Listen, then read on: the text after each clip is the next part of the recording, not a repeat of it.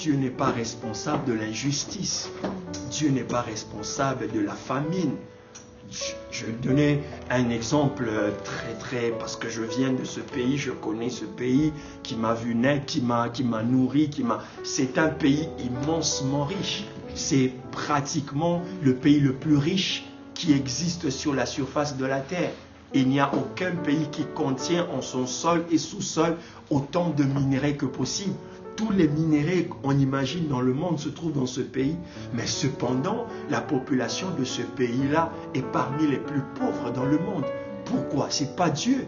C'est la responsabilité aux habitants et aux dirigeants de ce pays qui n'ont pas su faire grand-chose. C'est vrai qu'il y a des prédateurs, mais si des prédateurs sont venus, se sont installés et on continue à faire de la prédation et de la manipulation au niveau des dirigeants et des peuples, c'est à cause quelque part aussi d'une forme de naïveté que soient présentes les dirigeants qui ne sont pas responsables des richesses que Dieu leur a confiées. Amen. Amen. Amen.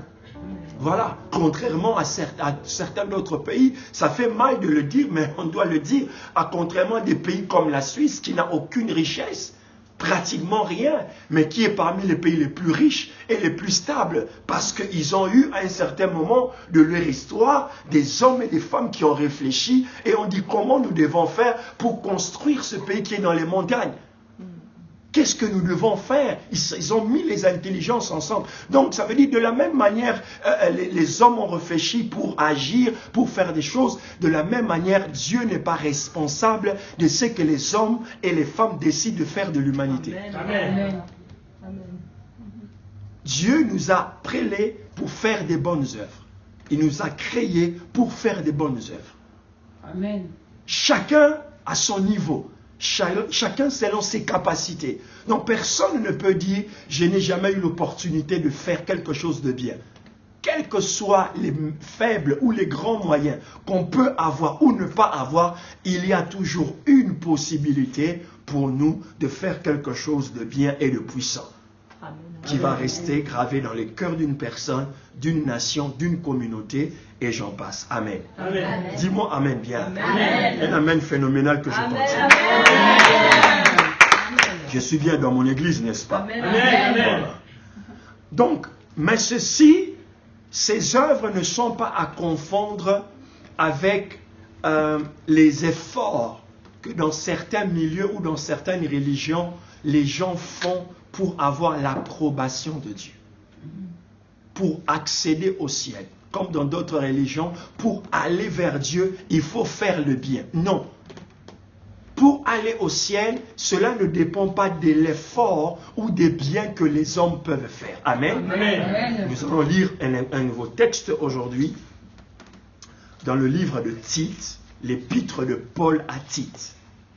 Tite est un homme, c'est un pasteur, c'est un homme d'église et c'est un enfant spirituel de Paul. Donc, comme je vous avais dit, les épîtres sont soit adressés aux communautés, soit nominatifs, ou ce qu'on appelle les épîtres pastorales, en l'occurrence, les épîtres comme à Tite, à Timothée, à Philémon, à Jude, c'est des épîtres, des lettres qui étaient écrites d'une manière, on ne va pas dire privée, mais personnifiée. Voilà. C'était adressé à une personne bien précise qui avait la charge d'une église, la charge d'une mission. Amen. Amen. Mais la Bible dit toute écriture est inspirée de Dieu et cette parole nous sert aujourd'hui à être bénis d'une manière ou d'une autre. Donc, Tite vient juste après Timothée. Tite chapitre 3.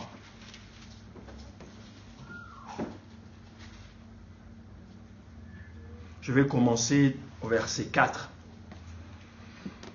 Mais lorsque la bonté de Dieu, notre Sauveur, et son amour pour les hommes ont été manifestés, il nous a sauvés, non à cause des œuvres de justice que nous aurions faites, mais selon sa miséricorde. Il nous a sauvés non selon les œuvres de justice que nous aurions faites, mais selon sa miséricorde. Ceci confirme ce que je venais de dire. Les œuvres, quelles que soient leurs origines, quelle que soit leur intention, ne nous donnent pas accès à devenir enfants de Dieu. Amen. Ce n'est pas parce qu'on a pris tous ces biens qu'on a distribués aux gens qu'on devient enfant de Dieu et qu'on ira au ciel. Non. Ce n'est pas même parce qu'on est mort martyr d'une cause, je ne sais pas, quelle que soit la noblesse de cette cause. Non. Pour être enfant de Dieu, pour accéder, vivre avec lui dans l'éternité, il faut avoir été sauvé par sa miséricorde. Amen. C'est bien clair. Que nous aurions fait, mais selon sa miséricorde. Donc, la miséricorde est l'émanation du salut et la source du salut. Dieu nous a tant aimés qu'il a donné son Fils. Dieu nous a tant aimés qu'il nous a pardonné nos fautes. Amen. Mais selon la miséricorde, par le bain de la régénération et le renouvellement de l'esprit. C'est des termes très importants que nous aurons à expliquer un de ces 4 matins. Amen. Il a répandu sur nous avec abondance par Jésus-Christ, notre Sauveur, afin que, justifiés par sa grâce, nous devenons héritiers dans l'espérance de la vie éternelle. Le verset 8 dit ceci. Cette parole est certaine et je veux que tu affirmes. C'est-à-dire, Paul dit à Tite d'affirmer ces choses. Je veux que tu affirmes ces choses afin que ceux qui ont cru en Dieu s'appliquent à pratiquer, lisez, s'appliquent à pratiquer les bonnes œuvres. Donc, ce ne sont pas les œuvres qui nous sauvent. Amen. Mais dès lors que nous avons accepté le Christ et de vivre selon sa parole, nous devons nous appliquer à pratiquer des bonnes œuvres. Amen. Vous voyez le contraste, la nuance. La nuance. Il y a une nette nuance. Ce ne sont pas mes efforts qui me donnent le statut d'enfant de Dieu. Je suis sauvé par sa miséricorde. Mais dès lors que je porte ces statuts-là, je ne peux pas vivre selon le commun de mortels. Je dois pratiquer des bonnes œuvres. Je dois, la Bible dit, appliquer.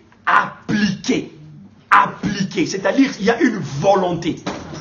Il y a un devoir. Il y a une force. Il y a de l'énergie. Il y a un investissement. Il y a un travail. Il y a du temps qu'on accorde. Il y a un dévouement. Je m'applique. Je m'investis. Je travaille de façon à faire ces choses-là. Amen. Ça n'est pas facultatif. Ce n'est pas... comment on va dire ça? Quel terme je voulais utiliser? Ce n'est pas une fatalité. Pour certains, ils peuvent le faire.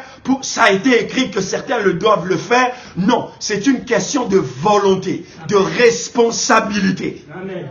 Je sais ce que je sais.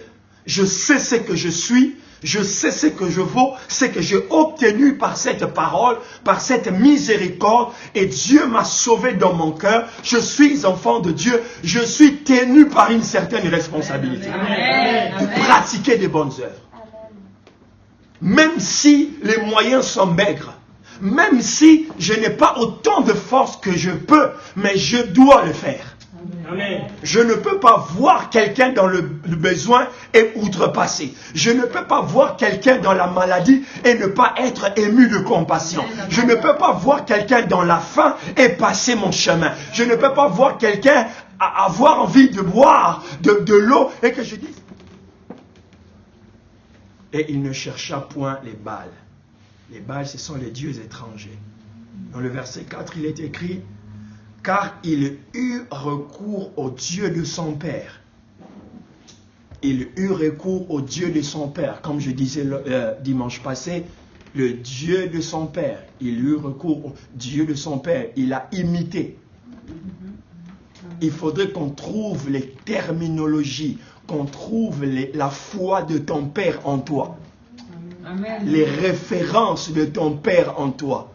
Amen. On doit trouver la croyance de ton Père spirituel en toi. On n'invente pas la roue dans les choses de Dieu. On répète les fondamentaux qui nous ont été donnés par les pères. Amen. Dis-moi amen bien. Amen.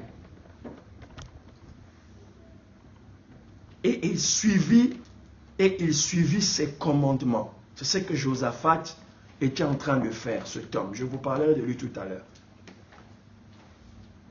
Sans imiter ce que faisait Israël. Je vous expliquerai pourquoi.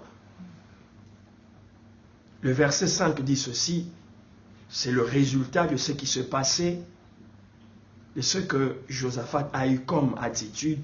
L'Éternel a fermé la royauté entre les mains de Josaphat, à qui tout Juda apportait des présents et qui eut en abondance des richesses et de la gloire.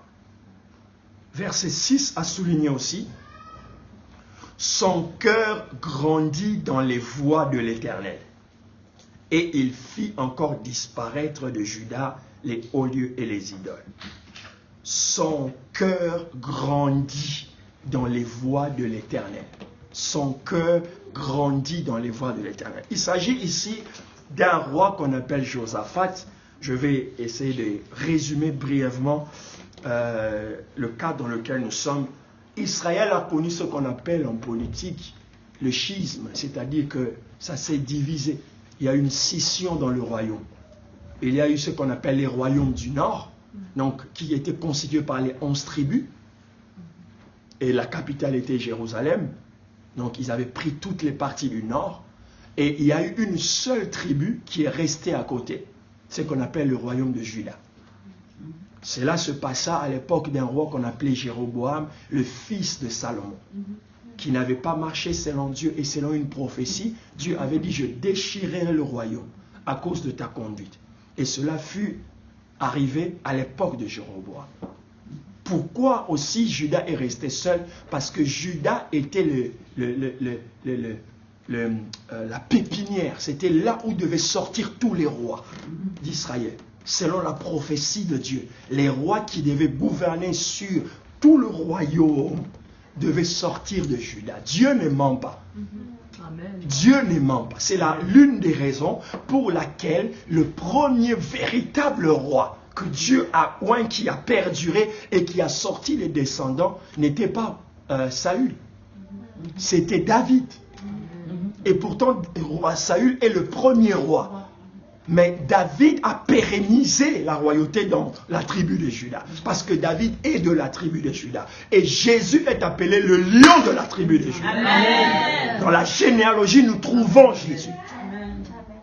Donc Dieu ne ment pas selon ses prophéties. Amen.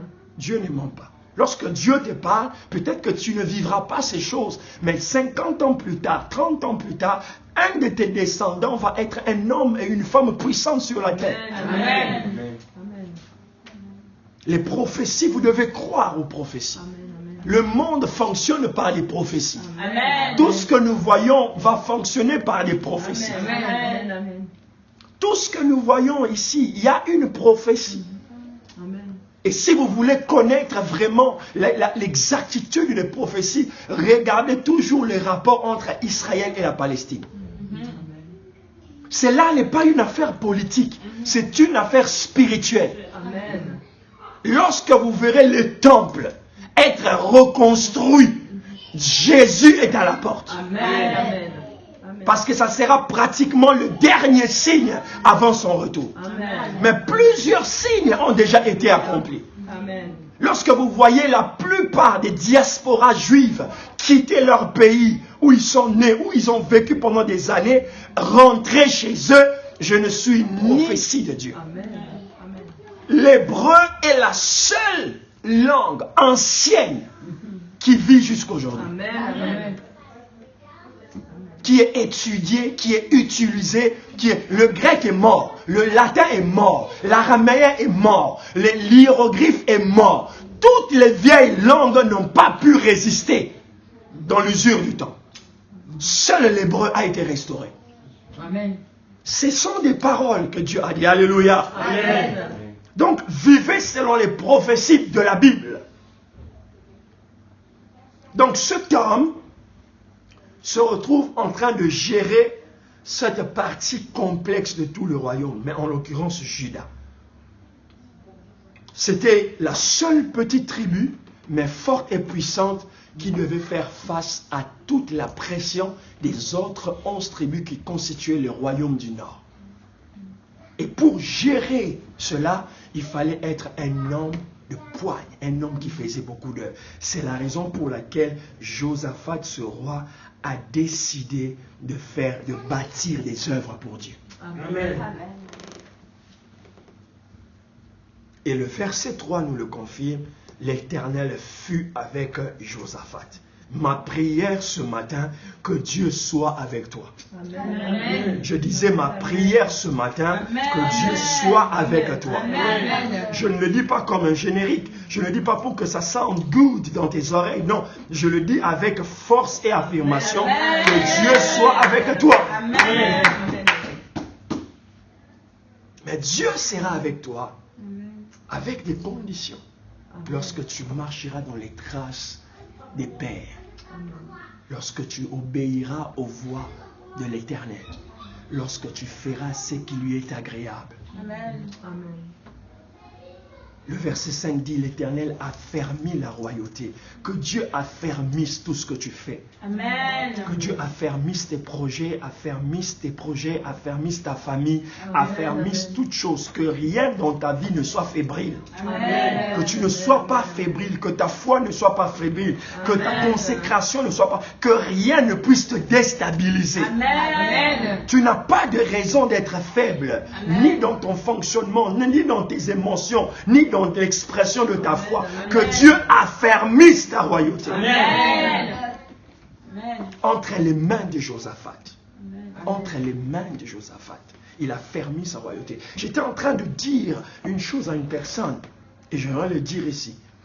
Tout ce que nous donnons à Dieu, nous le perdrons jamais. Amen. Mais ce que Dieu nous donne, nous pouvons le perdre. Amen. Amen. Amen. Ce que Dieu nous donne, nous pouvons le perdre. Amen. Si nous n'arrivons pas à la fermer dans nos mains. Amen. Mais ce que nous donnons à Dieu, Dieu ne peut pas le perdre. Parce qu'il est écrit, ce que Dieu a entre ses mains, personne ne peut le ravir. Amen. Est-ce que tu as compris ce que j'ai dit? Amen. Jésus, lorsqu'il prie dans le livre de Jean, chapitre 17, il dit, Seigneur, je n'ai perdu personne de ce que tu m'as donné. Personne. Si ce n'est le fils de la perdition. Amen. Vous voyez? Pourquoi? Parce que le fils de la perdition ne lui était pas donné. On ne perd que ce qu'on ne nous a pas donné. Si tu donnes à Dieu des choses, tu donnes à Dieu ta vie, tu fais des œuvres pour Dieu. Comme nous l'avons dit le dimanche passé, il y a un livre dans lequel sont inscrits tous les souvenirs des bienfaits que tu fais. Amen. Tu ne m'as pas dit un amen convaincant. Amen. L'Éternel a fermé la royauté entre les mains de Josaphat, entre les mains, que Dieu a fermé ce qu'il te donne. Amen. Le verset 6 est autant important. Son cœur grandit dans les voies de l'Éternel. Son cœur grandit. Il faut que tu grandisses dans les voies de l'Éternel. Grandir dans les voies de l'Éternel. Je vous challenge aujourd'hui de lire la Bible, toute la Bible au moins une fois dans votre vie. Vous êtes obligé, c'est une obligation de dire ce livre, je dois le lire au moins une fois. Tout le livre de la Bible. Je ne dis pas par séquence, une fois, non. Mais il faut que dans une année, tu te retrouves que tu as de Genèse, Apocalypse, avoir parcouru tous les livres de la Bible. Grandis dans les choses de Dieu. Amen. Dans les voies de Dieu. Dans les voies de Dieu. Je le répète encore, dans les voies de Dieu. Amen. Grandis dans les voies de Dieu. Apprends la justice. Apprends les grandes choses de Dieu. Apprends à être puissant avec Dieu. Apprends à faire des grandes choses avec Dieu. Grandis dans la vie de prière. Grandis dans la méditation de la parole de Dieu. Grandis dans l'exercice des dons spirituels. Grandis en comprenant les visions que Dieu te donne. Ne reste pas un enfant. Ne reste pas un bébé. Ne reste pas un nourrisson.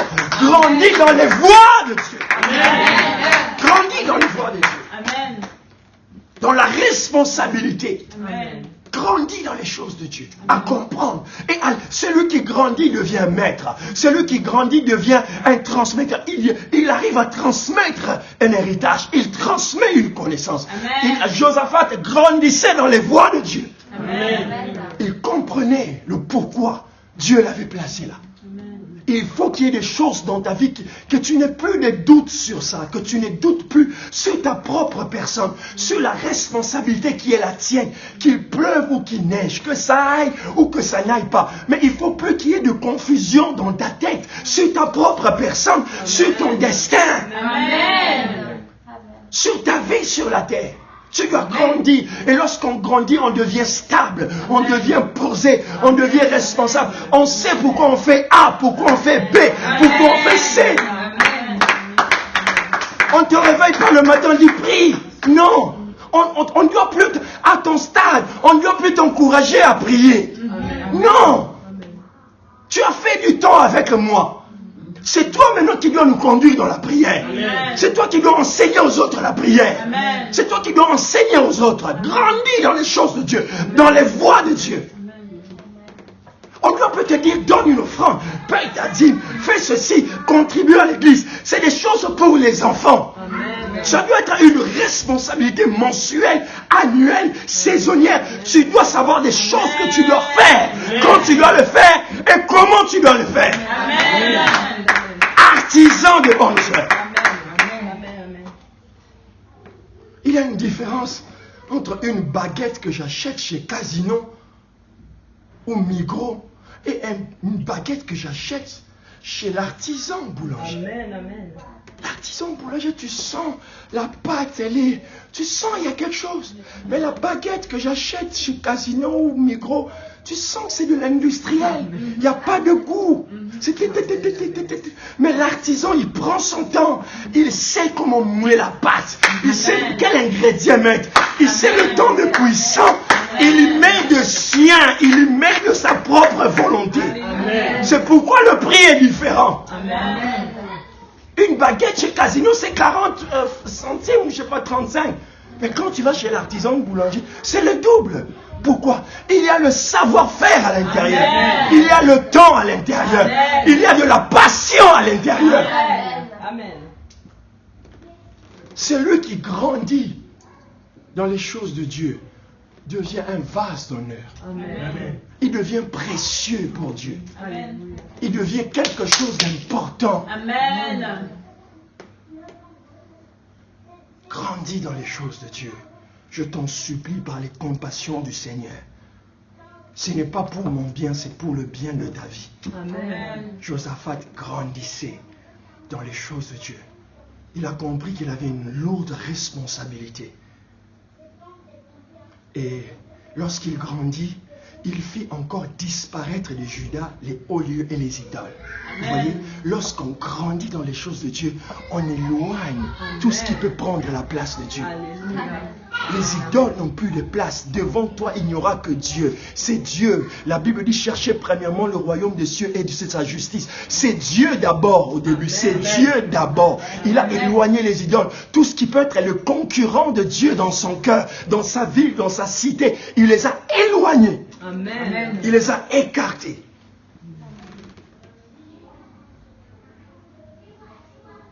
La 3e année de son règne, il chargea des chefs Ben-Haïl, Abia, Zacharie, Nathanaël, Michée, d'aller enseigner dans les villes de Juda.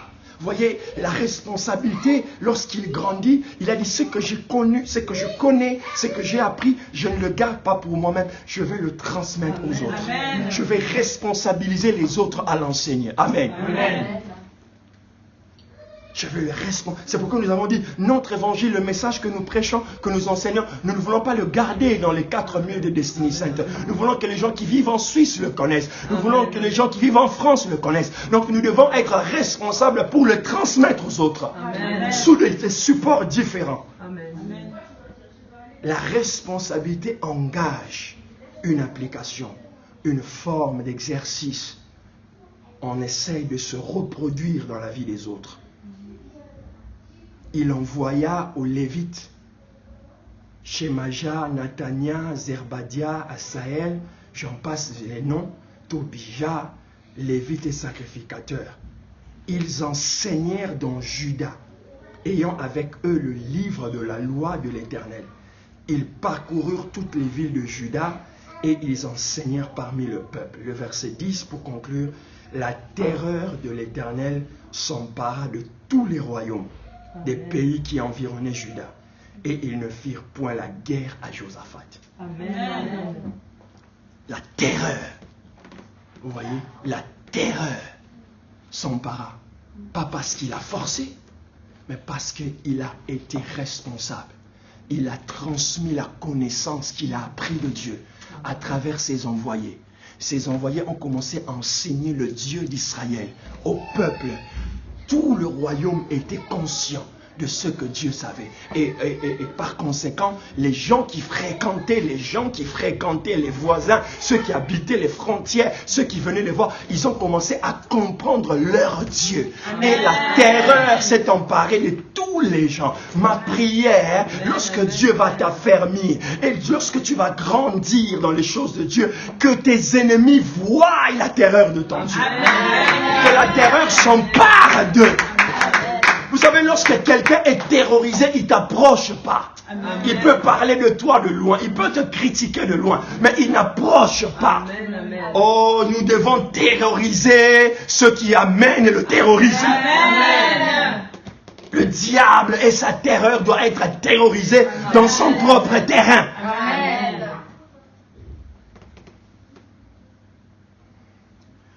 Il y a des histoires, on ne va pas dire rocambolesques, mais des vraies histoires, mais qui pour nous, des fois, qui vivons dans des pays, on va dire, cartésiens, qui semblent, on raconte une histoire en Centrafrique, je l'ai entendu il y a très longtemps, d'un homme de Dieu qui habitait un secteur, et il y avait dans ce secteur-là une femme sorcière, et qui faisait généralement les tours du soir des quartiers en envoûtant des familles et tout ça. Et l'homme de Dieu est venu élire domicile dans ces quartiers. Alors on lui a fait part des choses de la terreur que cette maman-là a menée dans le quartier. Tout le monde avait peur de cette maman. Parce qu'on savait qu'elle, le soir, si tu le dérangeais le matin, elle va te déranger le soir. Alors elle envoûtait les gens dans le quartier. Il y avait des drames, des malheurs. Et l'homme de Dieu ne sachant pas, il a trouvé la maison là, il a commencé à vivre là. À un beau jour dans la prière, il a commencé à prier, il a prié. Et vous savez les prières que nous faisons dans ces pays où la sorcellerie est tangible. Il a lié les démons, il a brisé les démons, il a bloqué les routes, les autoroutes spirituelles, il a fait les déviations, il a indiqué les accidents des autoroutes. Donc il a perturbé le trafic. Et le matin, pendant qu'il était en train, il entend du bruit. Oh, du bruit. Il se réveille, il voit une foule. Qu'est-ce qui se passe? On trouve dans la cour la maman. Elle fait quoi là? Elle était en mode vol nocturne et elle est tombée là le soir. Amen. Elle ne pouvait plus bouger. Alors l'homme de Dieu est venu, il a vu, il a dit, si vous ne répandez pas, je vais vous laisser là toute la journée. Vous n'allez pas bouger. Et la maman faisait genre crise, mais l'homme de Dieu est parti là. Elle a tout fait pour se débarrasser. Elle n'arrivait pas à partir. La puissance de Dieu l'avait scotché. Il est rentré le soir. On a prié pour elle, elle s'est convertie. Amen. Elle a donné sa vie à Jésus. Amen. Amen. Je ne dis pas ça pour que ça fasse genre funny ou intéressant, mais je vous montre la puissance de Dieu. Amen. Quand vous vous élevez dans la connaissance des choses de Dieu, vous allez opérer dans le surnaturel. Amen. Amen. J'étais en train, je vais finir par je ne dois pas donner la primauté des révélations que j'ai dans d'autres milieux. Donc avant tout, d'aller prêcher certaines choses dans d'autres églises, je dois d'abord le dire ici. J'étais en train de méditer et le Seigneur m'a conduit à comprendre cette vérité. Il y a un texte dans le livre de Marc, chapitre 5. Jésus va aller, il entre dans un territoire, il y avait un jeune homme qui était tellement possédé par les esprits qu'on le liait par les chaînes, parce que personne ne pouvait le dompter. Et lorsque Jésus entre dans ce territoire, ce jeune homme vient vers lui et devant, il commence à gesticuler parce qu'il était possédé. Et pour la première fois, Jésus va demander « Quel est votre nom ?» Lorsque je regarde dans la Bible, je n'ai pas vu 2 endroits où Jésus a demandé le nom d'un démon. Lui qui était le Tout-Puissant, lui qui connaissait tout, lui qui chassait les démons sans pour autant demander des noms.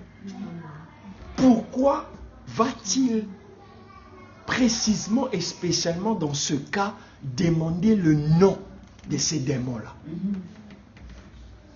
Vous vous rappellerez le même Jésus devant un enfant qui était en train de vivre une forme d'épilepsie. Jésus va dire, ce genre de démon ne sort que par le jeûne et la prière. Donc, il ne s'est pas intéressé de leur nom, il s'est intéressé dans la nature et le pouvoir. Donc l'identité de ces démons-là, il ne s'est pas intéressé. Mais dans le cas d'espèce, il demande, quel est ton nom? Amen. Pourquoi? Et pourtant, je ne peux pas dire qu'il ne le savait pas. Il le savait. Mais Jésus s'intéresse parce que ce n'étaient pas des démons ordinaires. Amen. Et les démons parlant dans la vie de jeune homme vont dire, on s'appelle légion. Cela veut dire, nous sommes nombreux. Et légion veut dire un ensemble de 6000 soldats. Donc ce jeune homme avait à peu près 6000 démons. Oh là là. Est-ce que vous comprenez la vérité là? Il avait plus de 6000 démons. Mais le plus important, ce n'est pas ça. Le plus important, c'est de savoir, avant que Jésus, si vous lisez la Bible, vous allez voir qu'avant que Jésus n'arrive dans ce territoire, il se passa quelque chose. C'est le jour où il était dans la barque. Et avant d'arriver sur ce territoire, un vent violent s'est levé contre la barque. Cela veut dire que les démons savaient que ce jeune homme était en train de venir recouvrer sa délivrance. Nous allons créer un accident dans ce pirogue-là pour que Jésus n'atteigne pas ce territoire. Ça, c'est la première vérité. Donc, c'était un ligue, une coalition des démons, des forces obscures. Pourquoi? Parce que dès que le Christ a libéré ce jeune homme a influencé 10 vies. 10 vies. La décapole. On appelle ça décapole. Déca. C'est-à-dire c'était une juridiction de 10 villes. Cet homme a commencé. Donc ça veut dire que sa destinée était liée à impacter des communautés, des entités. Mais il était retenu localement. Il était retenu. S'il n'y avait pas la puissance de Dieu, et Christ ne n'avait pas révélé que ce n'est pas un seul démon qui lie cet enfant ou ce jeune homme, mais c'est plusieurs démons. Parce que cet enfant-là a une destinée. Il a une bénédiction. Que tu comprennes, que tu discernes. Que cela soit clair. Comme du cristal dans ton cœur clair. Amen. Que tu ne sois plus dans la confusion. Amen. Que tu sois sûr. Amen. Que tu avances. Être sûr ne veut pas dire avoir tout compris. Amen. C'est une conviction. Je suis affermi par Dieu. Dieu est avec moi. Amen. La Bible dit c'est par la foi que Abraham avançait, ne sachant pas où il allait. Il ne savait pas où il allait, mais il était convaincu que Dieu était avec lui. Amen. Je prêchais tellement bien, je me sens comme un prédicateur ce matin.